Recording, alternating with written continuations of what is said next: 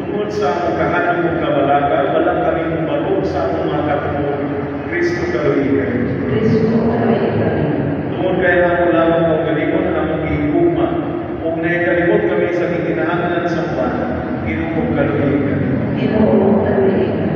Kaluhigan punta kita sa Diyos ng mga gamot sa tanan, pasayron sa among mga sala, kung dadon punta kita nilalan ko sa kinakugigdan. Amen. Amahan ng mga pakampo sa mahal na Virgin Maria, ang inaan sa kanunay panabang, magkataba punta ka namin, kay tinasagdan sa among kahuyang, hindi kayo kami magkatuan sa imong kabubuton, kini ang ipangayo, kinabi ni Kristo among Ginoo. Amen.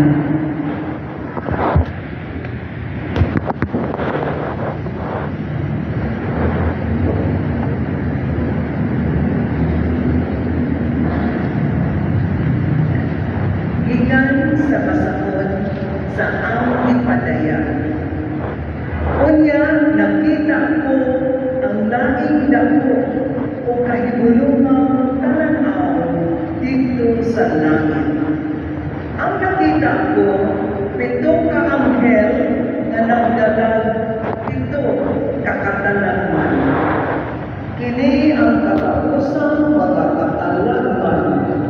Kay katapusan man kini pagpakita sa katumot sa Diyos. Kung nakita ko ang sama sa bildong dagat na sinambugan o kalayo. Nakita ko usap ang mga tao na nakabuntong sa madana o sa iyang narawan o kaniya kansang ngalan isimbuluhan sa usa ka numero. Nagabalog sila sa daplin sa bildong dagat o nagdalag mga alpa na hinatag sa Diyos. Nag-awit sila sa awit ni Moises, ang sulgoon sa Diyos, o sa awit sa dating karnero. Ginoong Diyos na labing gamahanan, pagkakahibulungan sa imong mga buhat, hari sa tanang kanasuran, magtanong o magtuod gayon ang imong mga paagi. Kinsabay dili mahadlok kanimo, Ginoo. Kinsabay magdumili ang sayaw sa imong pagkagamahanan. Kay ikaw lamang ang batahan. Muduol o musimba kanimo ang tanang kanasuran. Kay nakita sa tanan ang matarong mong mga buhay.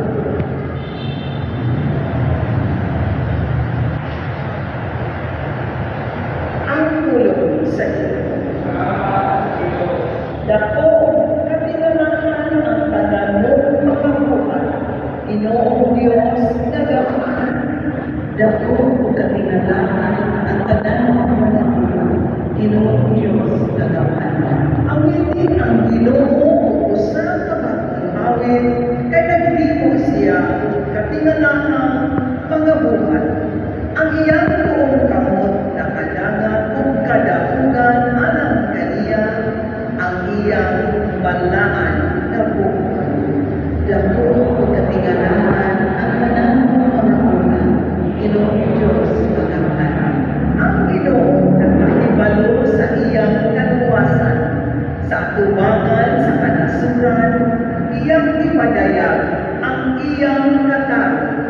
Nahinumdum siya sa iyang kaluoy o sa iyang kapatinuhanon alang sa balay ni Israel. Dako o katingalahan ang tanan mo mga buhay. Ginoong Diyos na gamahan.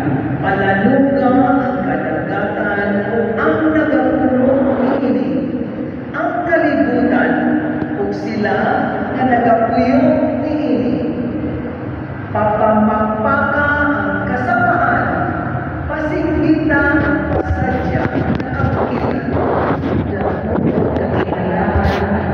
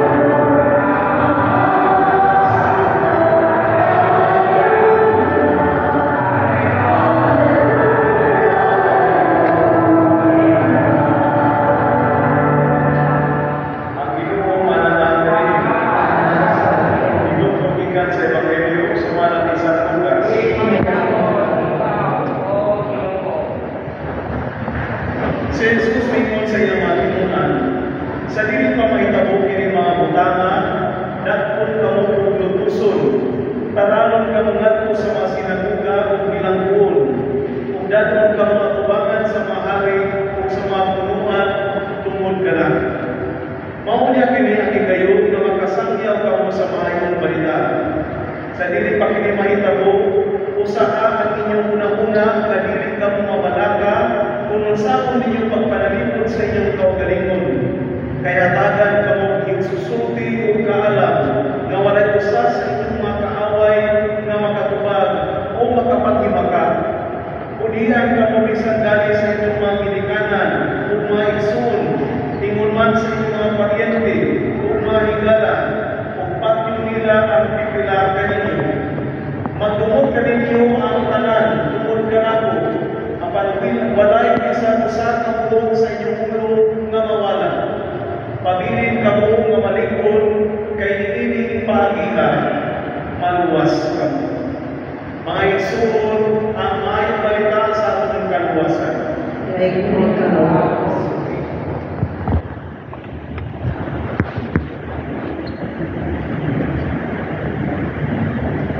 diyan sa pagpadayon sa pagpakabuhig nining kalibutan, unsa man ang kinaiya nga imong ginapakita o ipakita sa panahon na ikaw makasulay sa mga problema, mga pagsulay hangin sa kinabuhi o krisis.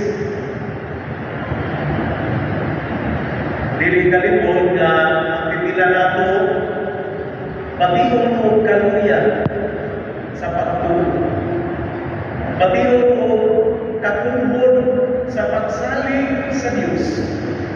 Nari, makapakupanan mo ba na kanong nakasunay man o ani na napatinulaan mo sa Ginoo.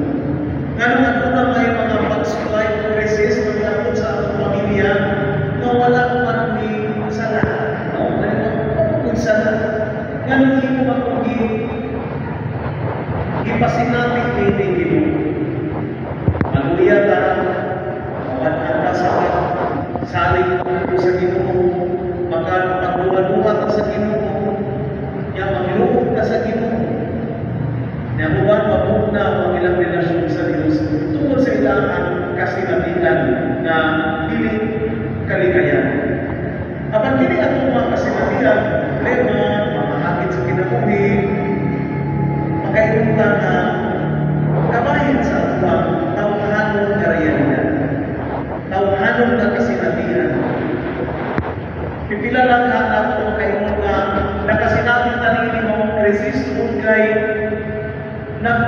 naringkamot ka ang mamingimong tuwing saksi sa kaayong umma sa Diyos. Ako na'y kisutan sa atong Ebanghelyo karon. Kaabal ka nato bilang buhon. Ang ubal ka nato dako, lutuso, taralon, nato sa mga sinagoga o bilang buhon, kung dagkon ka mga atubangan sa mga hari o sa punuan tungod ka nato atong paning Kristo.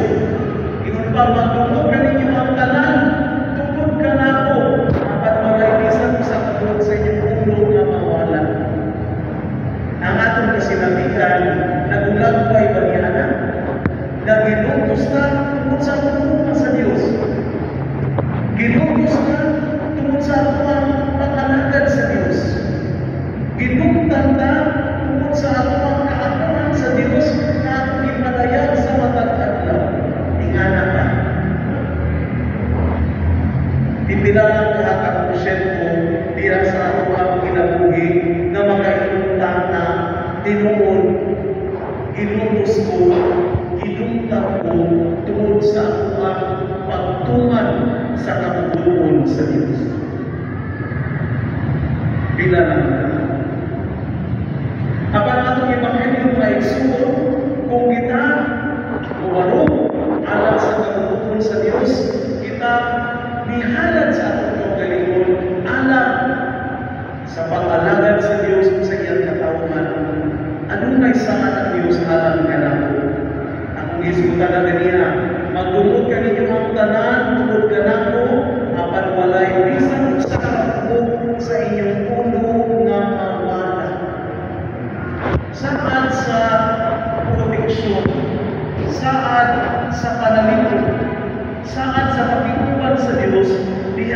sa atong kinabuhi. Yang ipalikon pag-ibig siya sa Salmo responsobyo. Matod pa sa Salmo, nga sa atong patatubang sa mga usulay sa kinabuhi, isip mga puwing saksi sa Diyos, ipahinumduman kita nga ang Diyos na hinumdum sa iyang kaluoy o kamakinuhanon o nga wala siya nalimo sa iyang upang kanan. Wala nindot kayo pahinumduman at pagalingon. Sa gayon na kita maluyag sa mga hangin sa kinabuhi. Sa mahigayon na kita nagduha-duha tungod sa nagingapin na mga hangin ng pagsulay sa kinabuhi, angay na itong inumduman na ang Ginoo wala nakalimot sa iyang uma o kamatinuhanon kanan. Kung dili siya malimot niya. O renumdum ko sa ikuling propeta Isaias, remind the Lord. Remind the Lord day and night. Usa, may soul, mayroon kumi ang Ginoo. Kung na lang pagsulay, ang Ginoo, na inumdum ka sa iyong giingon, na wala ka nakalimot sa iyong kaayo o hugma ka na. Pahinumduman ka na kung ni anak Ginoo. Kung ayaw ka hando, ayaw ka ulam. Kaya sama sa ingon sa atong sakto, na dili may kalimot ang Ginoo sa iyang kaayo o sa iyang kamakinunan. Usa may sulod, magpabilin kita sa kalingkod diya sa pagtuo sa Dios kung sa ato ang malaan karuganan kay dili pagiha maluwas kita kung magpabilin ng uling saksi sa kaayo o umas sa Diyos. Huwag kinabuting atong bayan ng padayag sa pakikuban sa Diyos ka na ako, bisan pa man sa anulay panahon na kita may kalimot ni ini. Mahal na siya sa Diyos aron kita makatungan sa iyang balaan ng luma o sa iyang balaan ng kapaluto niya sa pagkakas. Ginawa. Sa